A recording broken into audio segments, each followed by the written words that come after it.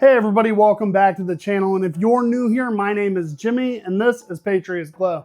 And in today's video, I am going to make a watch caddy slash jewelry holder slash catch-all.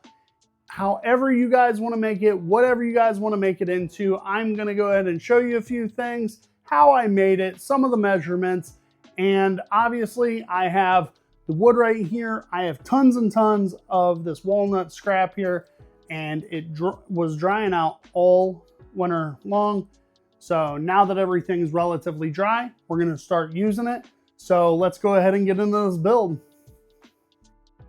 Okay, so depending on the way that you're going to do this, whether you make this out of softwood, hardwood, S4S, it all depends on whether you're gonna have to do this step or not. But I do actually have to start milling all of my hardwood down, and I'm going to start with joining one surface of my flat side, my longest side, and then obviously one of the edges.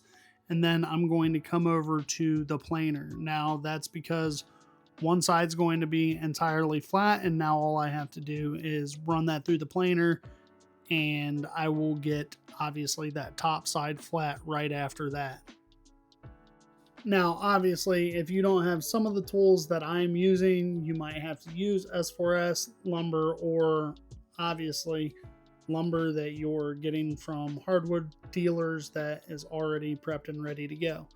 Now, we have the bottom done, the top done, and one of the sides done. We're going to go ahead and come over here and clean up that other edge, and we're just going to get everything nice squared off.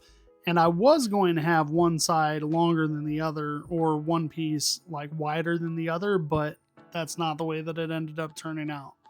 So once everything was milled down, I just found the biggest defects and I ended up cutting everything off. Now, one of these is going to end up being shorter and one is going to be obviously longer.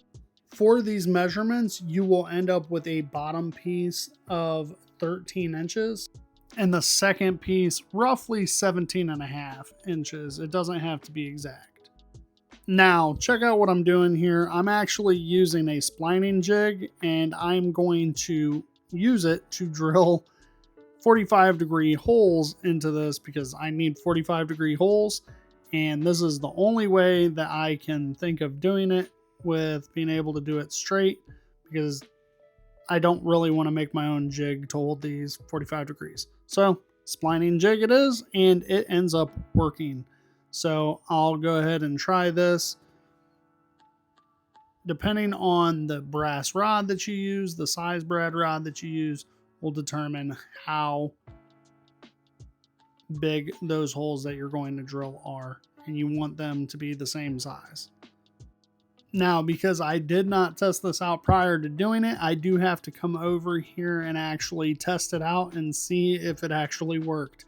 So I put these rods in and then hold it up to make sure that it is going to be parallel with the surface of the bottom, which it worked.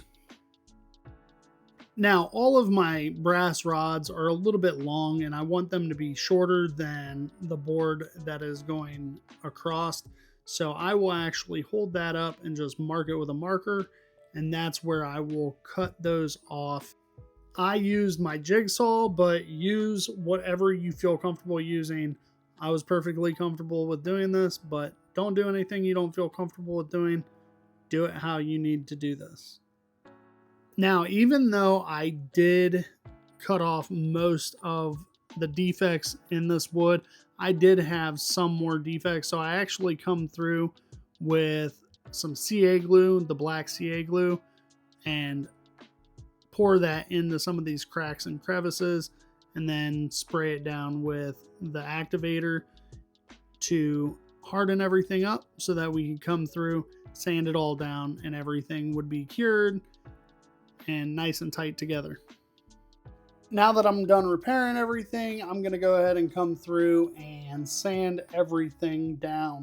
Now, something I did not record on here that you don't actually see, that top board actually has a 45-degree cut on it, and that's so that it stands up, and I'm sure you've already seen how I hold it up there so that it stands over kind of like a roof, I guess.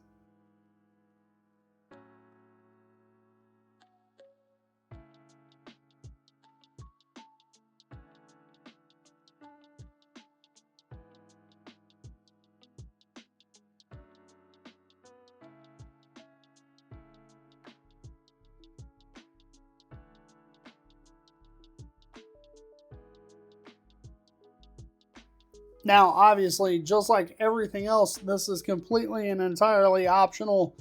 You don't have to do it, but I'm going to try. Now, if you have a sissy of a drill press, this will probably work just as well as mine did. I could barely actually get this to drill at all because it is such a large bit. But I'd give it a shot and I try to get as deep as I can without messing it up too much, but it was doing a lot of wobbling on me and we couldn't actually dig into the board enough.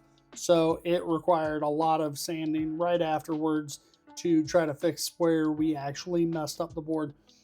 So if you can't actually put a divot into that at all, don't worry about it. Completely and entirely optional. And you'll just see me coming back through over and over again, just double checking multiple times, making sure everything lines up and looks correct. All right, now that we have everything cut up, we are actually going to start assembling everything now. We are going to use glue and screws to actually attach the top piece to the bottom now. Now, here's the thing. I had a slight issue and those joints were not lining up perfectly flat. So after I messed with it quite a bit, I got a little agitated. And what I did was I started filling all the cracks with the CA glue, the black CA glue that I have, and then using that activator as like a filler. And believe it or not, it worked out and it doesn't look that bad. It actually looks pretty good having all that on there. Now I had to go back through and sand it all back down, but it worked out. It looks really good. Kind of like a little black accent to it. So once I get those screws in and I get this all done, okay, this is where I use the belly holder to hold up my workpiece while I actually put CA glue into those holes and start putting my brass rods in there and then using activator to get them to stay in place. Now, one of the brass rods, while I was putting it in, actually blew out the backside, so I had to make some repairs and fill that entire backside with CA glue, which is not a big deal. Looks like a small blemish from the back and it's not a big deal, but it happened and that's my fault from drilling too deep, because I actually drilled those slightly more than an inch deep and it should have been a little less than an inch, like 3/4 of an inch in.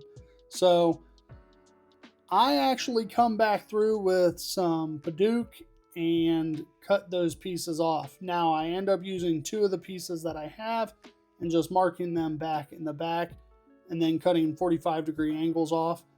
But that will allow me to have 3 pieces to come through, wood glue them together, and then nail them to the other pieces. Now, what you can do from here, this is actually going to sit on the table, but if you put these on here, you can actually screw these into the back of your piece and then put hangers on it so that you can actually hang this on the wall.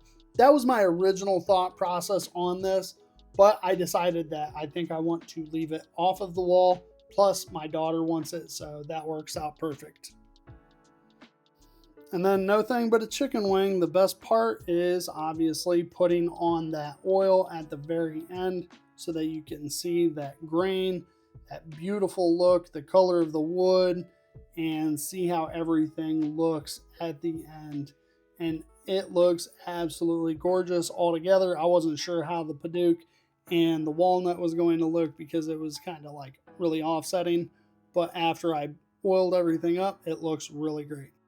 All right, everybody, there you go. You can have this be for jewelry, a men's caddy, like a catch-all, things like that. You can market this however you want, a watch stand, and you know what? Depending on how you market this will ultimately depend on how much you get for it, because men's gifts normally sell for a little bit more, anywhere from $60 to $90, all the way up from $100 to $130, depending on how good of a job you do. This falls into an okay category where it was done all right. Maybe not the best. There could be a lot of different upgrades to this, different roundovers, better finish, things like that, but it didn't turn out too bad. So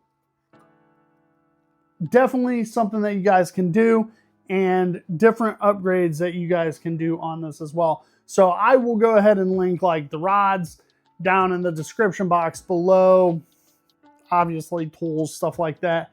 I'll link everything that I use down there, but the best that I can. So something else I want to touch on, you guys can hang this up. I put these on the back, but I think I want to just leave it down.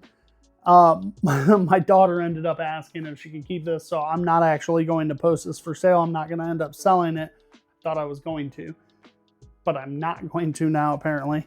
So she is going to get this, but I would post this for anywhere from $60 to $90 and market it, especially with Mother's Day coming up, probably towards Mother's, and then right after that, market it for Father's Day for fathers. And I would end up raising the price up a little bit for it. So if you guys liked the video, if you liked what you seen, go ahead and give me a like, subscribe, and if you hit that like button, go ahead and hit that hype button afterwards. It really helps the channel. It helps us grow. It helps the community. I appreciate you guys.